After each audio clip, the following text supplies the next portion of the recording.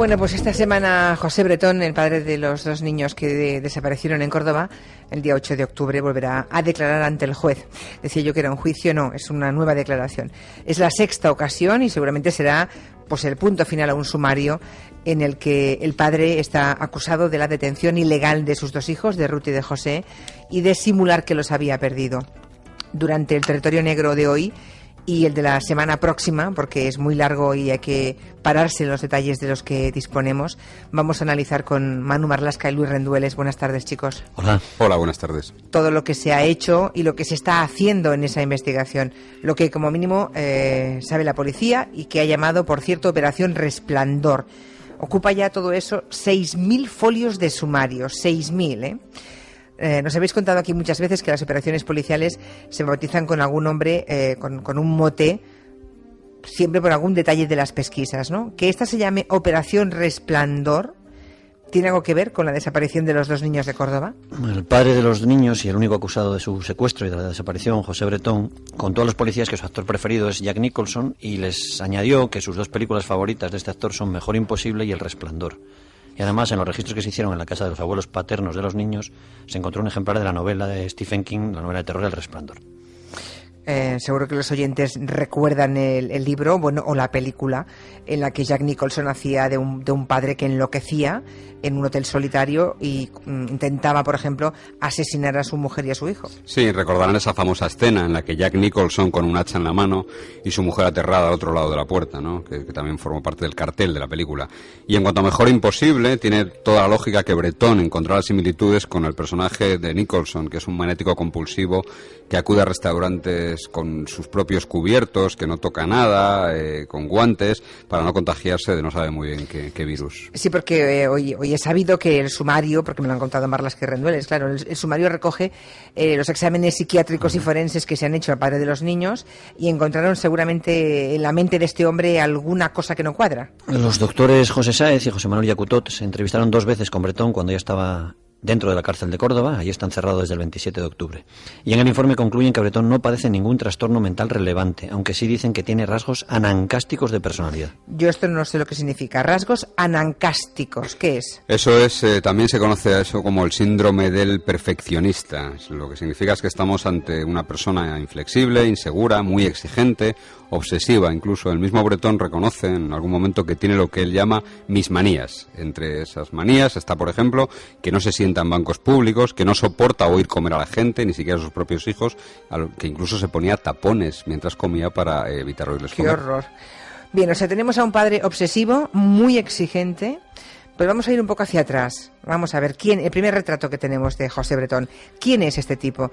¿Qué había hecho hasta ahora, cuando por desgracia se ha convertido en un presunto criminal? Bretón va a cumplir este verano 40 años, es el segundo de 3 hermanos de una familia de clase trabajadora de Córdoba. Tiene un cociente intelectual, ahora se ha sabido, de 121, que es bastante superior a la media, que oscila entre 90 y 100.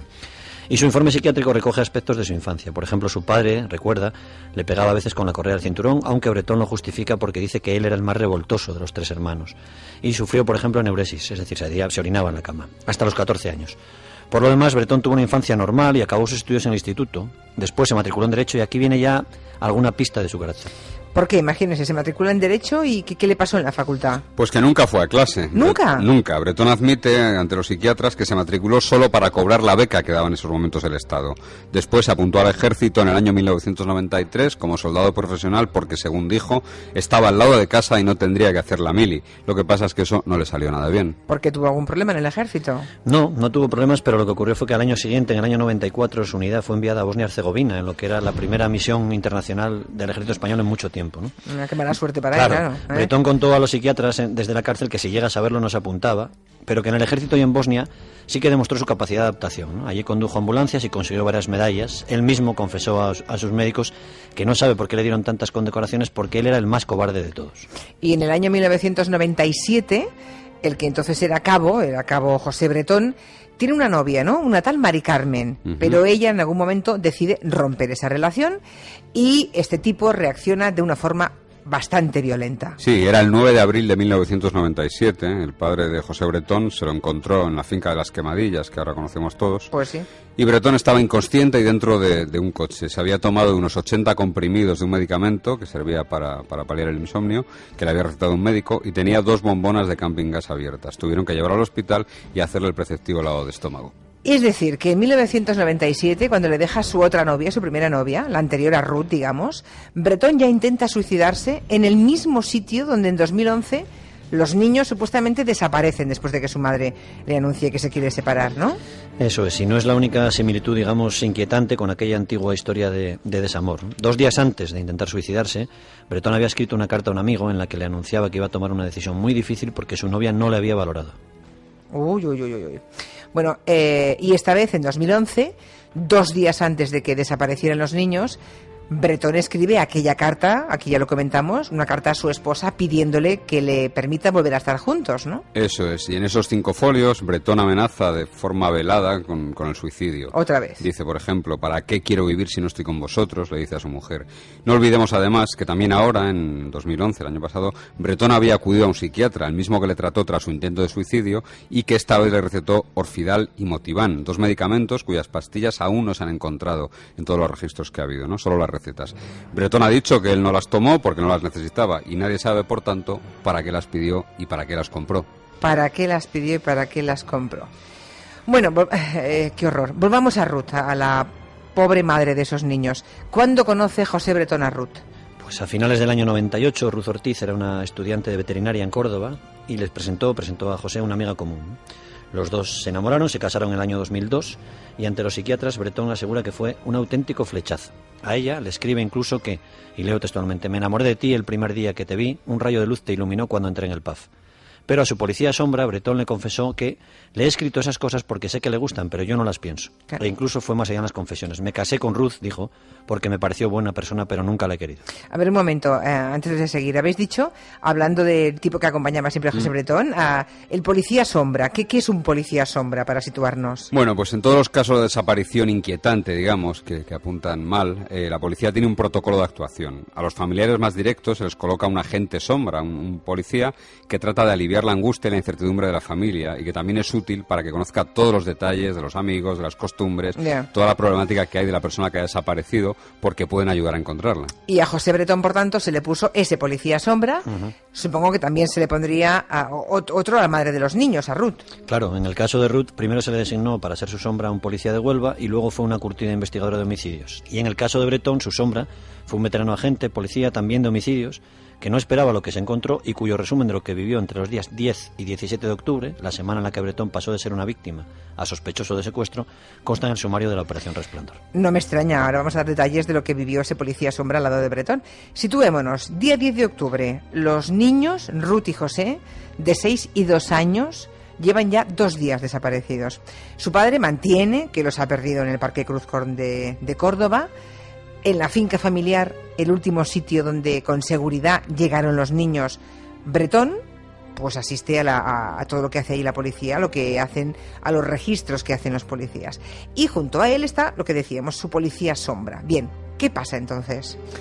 Durante una media hora más o menos, Bretón insiste a su policía de confianza que perdió a sus hijos en el parque. Vuelve con esa historia. El policía le nota incómodo, ve que cambia de conversación varias veces e incluso mientras otros agentes están inspeccionando los restos de esa hoguera en la que Bretón afirmó que había quemado ropas de su mujer y apuntes, el hombre les da la espalda y se sienta. Lo que escribe textualmente el policía es: se muestra frío, distante, parece que lo que allí pasa no va con él, no nombra a sus hijos, no muestra el más mínimo síntoma de angustia, pena o desesperación, escribe.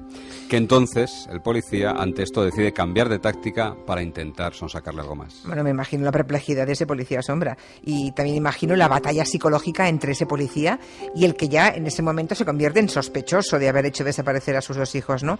¿Qué hace entonces la policía? ¿Qué le dice ese policía? Decide preguntarle por su mujer, por su esposa, la madre de los niños, y le dice: ¿cómo estará Ruth? Tiene que estar sufriendo mucho, José. Y Bretón aquí sí se explaya mucho más que sobre sus hijos, ¿no? Y dice textualmente, y así lo recoge el policía: más he sufrido yo, Ruth es una hija de puta, lo digo aquí, lo digo delante de un juez y donde sea.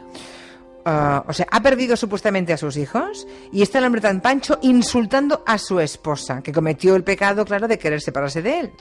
Así es, efectivamente. Muy sospechoso. El policía es muy discreto en su informe y escribe que Bretón admite que leyó los diarios de su esposa, que no se fía de ella, y refiere y detalla cómo eran las relaciones sexuales con su pareja, con su mujer.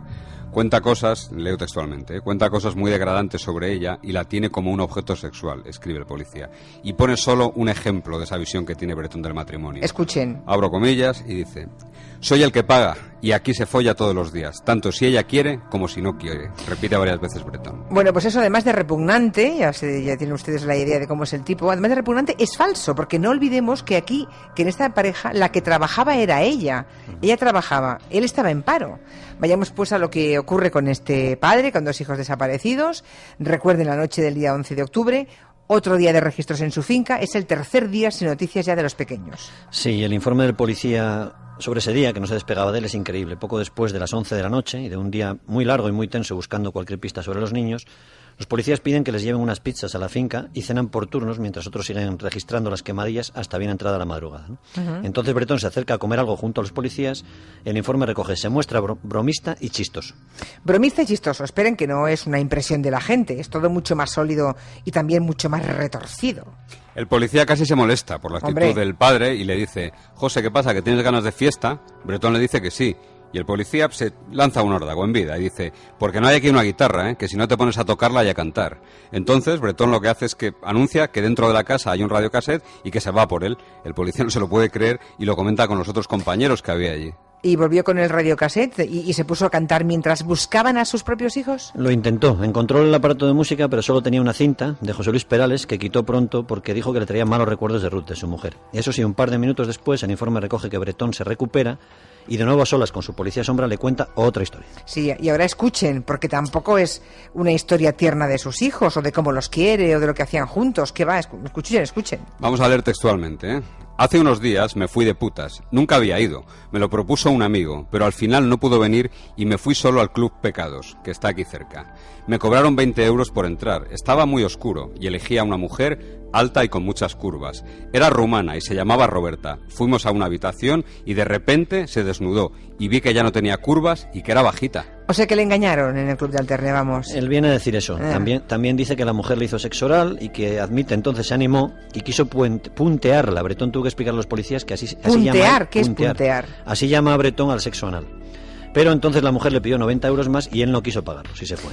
Bueno, el policía imagino que tendría que hacer auténticos esfuerzos para, no sé, para contener su asombro, por decir algo. Para contener más cosas. Claro. Para contenerlo todo, es que, vamos... En el informe escribe textualmente: el compareciente no podía creer que, dadas las circunstancias, Bretón estuviera pensando en esas cosas y se recreara contándolas al detalle y en plan festivo. Así que hace que se acerquen otros policías y Bretón, tan campante, le repite otra vez la historia de Roberta. Bueno, pues ahí lo dejamos y la semana que viene completaremos esta historia que, como decíamos, es una larga historia. Vamos por 6.000, ¿no?, hojas de folios en el sumario. Seguiremos contando qué más supo ese policía sombra de Bretón, y les contaremos si hubo o no algún momento de debilidad, que parece que hubo un instante que quizá iba a derrumbarse, pero no. Y les seguiremos explicando cómo ha ido en los posteriores interrogatorios. La verdad, se le hiela a uno la sangre.